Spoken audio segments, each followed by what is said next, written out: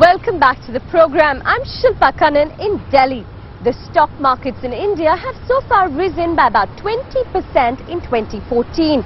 First on the anticipation of a change in government and then another rally when Narendra Modi came to power. So is this rise largely based on sentiment rather than sound economics? Charanjit Lail met the chief executive of the National Stock Exchange, Chitra Ramkrishna. Over the last 3 months, if you see, a lot of the economic and fundamental factors have borne out.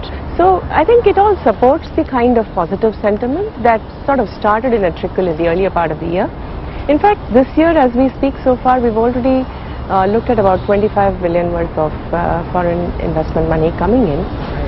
It's really supported by a lot of the new measures that have been stepped up. To name a few, the ease of doing business in India, which is a big focus for the current government and policy. The Make in India campaign, which the Prime Minister has talked about, which, as it runs, will really help support, on one hand, exports and on the other hand, investments into the country, both of which will really work towards strengthening the currency and the reserves.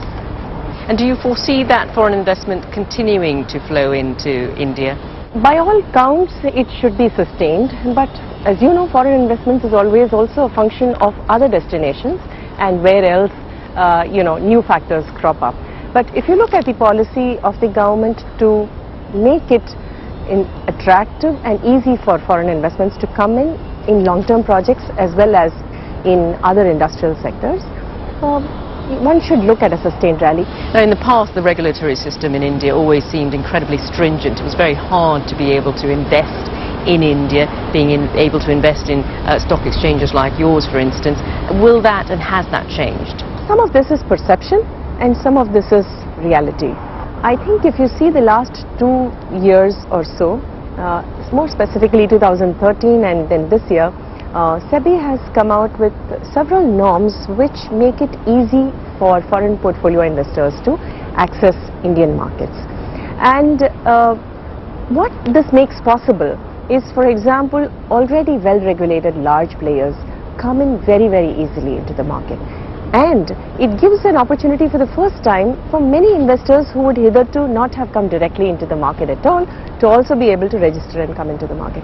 So I see a bit of both happening, that one, perception change, and second, actually opening up a lot of the rules and making it, I would say, more comparable to other destinations so that there is a simplicity in access and an ease to sort of come in and sort of participate in India should you decide to do that.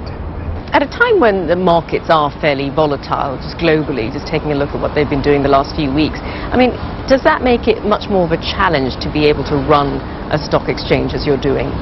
I think volatility is a new reality for the markets, and for the last 5 years, the world markets have seen a very different paradigm of volatility than they saw in the last 50 years before that.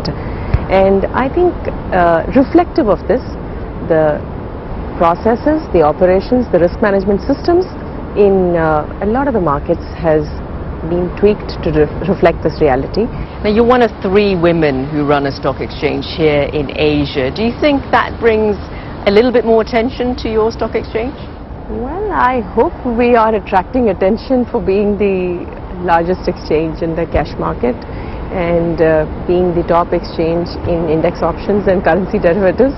I think it's an icing on the cake if this also attracts attention to the exchange. But I think the NSE products and turnover has been doing incredibly well, and I think, touch wood, that's perhaps what's brought focus. India as a market has always been attractive, so I think the attention is inevitable. Chitra Ramkrishna of the National Stock Exchange speaking to Charanjit Lail there. Right, let's take a look at some of the other stories.